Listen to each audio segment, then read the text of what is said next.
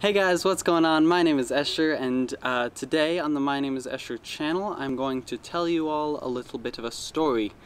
It all starts in February of last year. At this point, I was working at a high school. I had a job teaching a high school, middle school film class. It was all online at that point, but we'd recently been informed that we were going to be going in person sometime in the near future, and we'd also been informed that we weren't going to have a classroom, which is difficult if you're trying to teach a film class. And so I was sort of scrambling to figure out what I was going to do. It was my first time ever teaching a class like that. If you want to watch about that, I have another video which I'll link at the end or in the description for you to watch. But it was all very exciting anyway.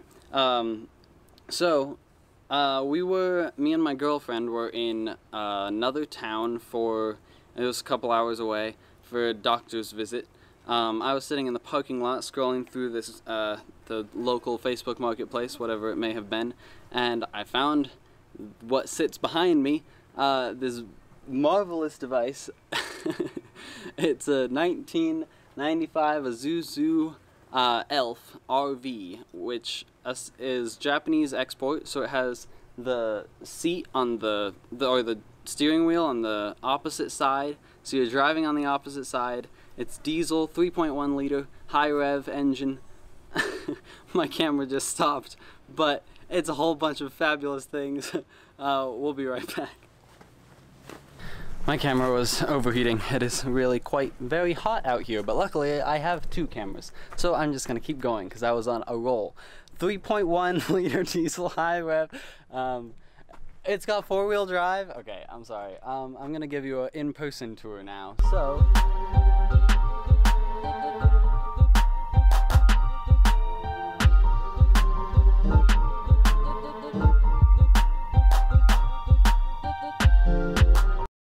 Alright, camera's back. I hope you guys enjoyed that little break, that little montage. I sure did. Nice reset. But I'm sure now you want to see the inside. Unfortunately, that is what the rest of the video is about. And so you guys, I guess you're just gonna have to keep watching. Just keep on watching. And this is really only part one, so you're gonna have to subscribe, check back in, because it's gonna be more. Because it was a long process.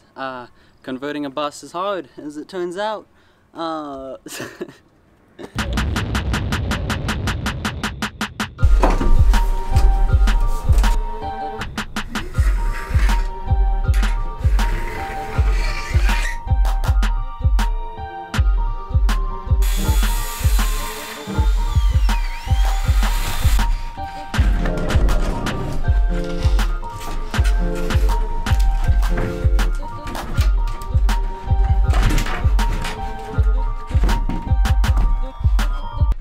Started with basically simple framing. I did a blueprint, a couple blueprints, like a bunch of blueprints, and then I did that quickly. I only took like a week for figuring it out, but I figured out what I wanted, and I figured out how I wanted to set it all up, and then I started with a bit of the basic framing for the back area and the electrical, because electrical seemed like the most pivotal thing. I wanted to put it behind the insulation, and so you'll see later that becomes a whole thing.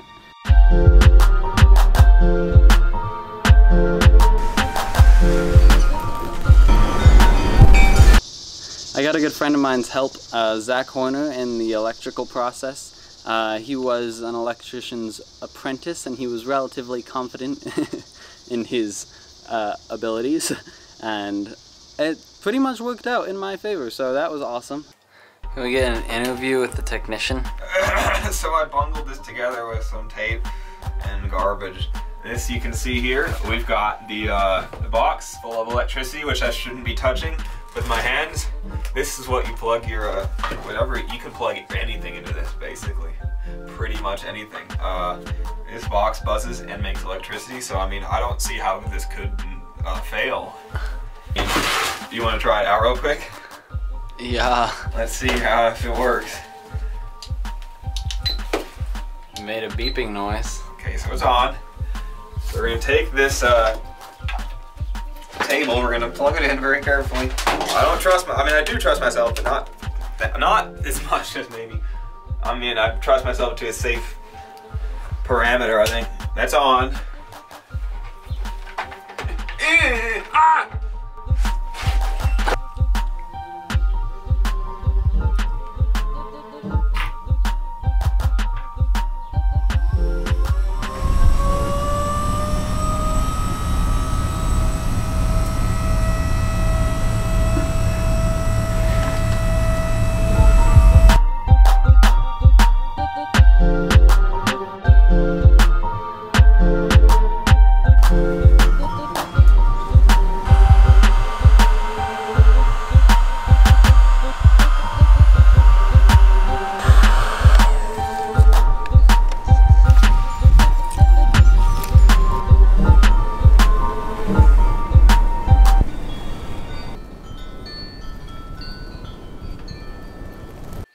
Alright, so I did a little cleanup of the electrical system, make sure everything is working.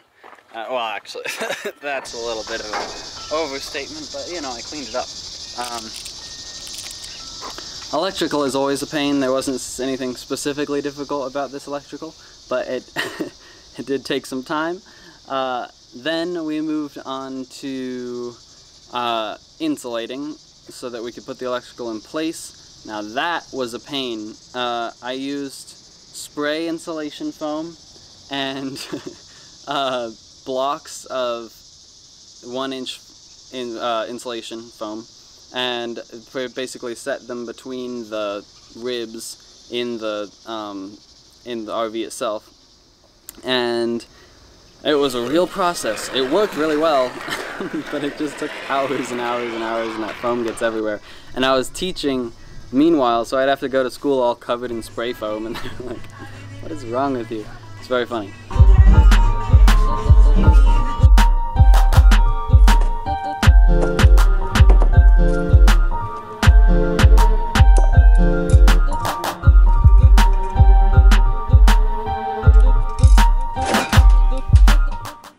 Fucking hell, this is difficult.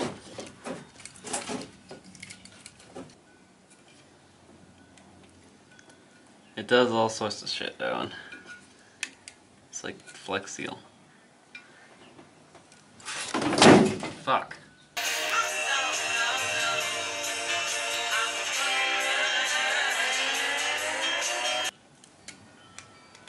You just need to tape it while it dries. It's all about using more.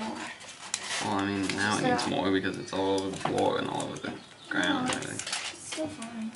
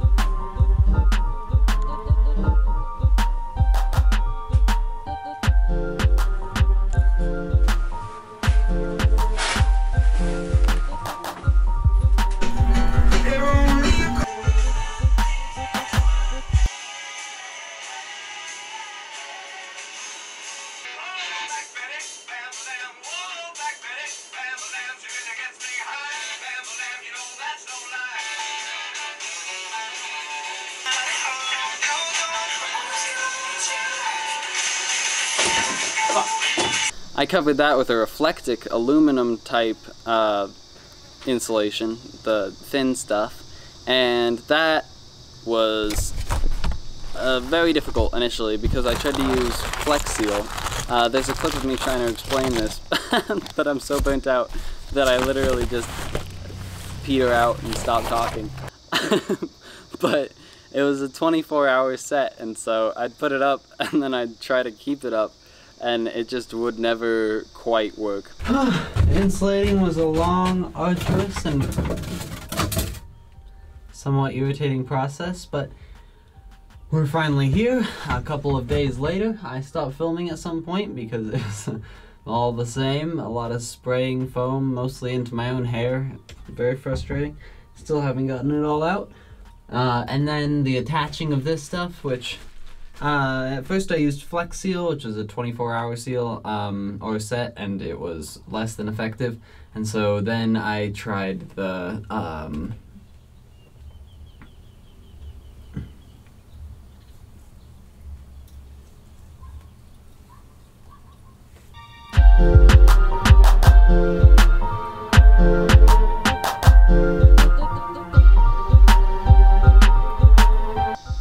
I'm sure it would work, and later on I started using a staple gun to make sure things stayed, and that probably would have helped. But then after that I got that quick concrete stuff. Rubber cement. I got rubber cement. That's probably where I got stuck on that last clip. And I used that, and that worked much more efficiently and proficiently, which was nice. Go on, Rory, what would you like to know? Well, I guess I would just like to know what's going to happen. Good question, Richard. That is a good question. She's a Gilmore. Well, Rory, the first thing that's going to happen is I'm going to have a little face-to-face with the prosecutor that's handling your case. We'll go over things. This is all about. No, you don't. Sure I do. Paris, just take what you need and go, okay? I'm the one to sweep her off her feet. That's gotta hurt. I'm fine, Kirk. Well, sure. What else are you gonna say? You know, I've been getting pretty close to proposing to Lulu myself, and when I heard what happened to you, it really freaked me out. I mean, if Lorelai can just spring it on you like that, what's to stop Lulu from springing it on me? Your creepy friendships with really old women might do the trick. Now it was a functional and workable classroom. I got all the computer equipment in there, and at that point I had to build out the different classroom builds and all the different projects and stuff, and there were so many classes cycling through that I haven't really done much else. So this is episode 1. It's sort of bare bones, but I think it's coming along fabulously, and I hope that it will eventually be my dream office on wheels production studio / company on the go. FreemanFilms coming to you at home. My other camera just died, so good time to call it.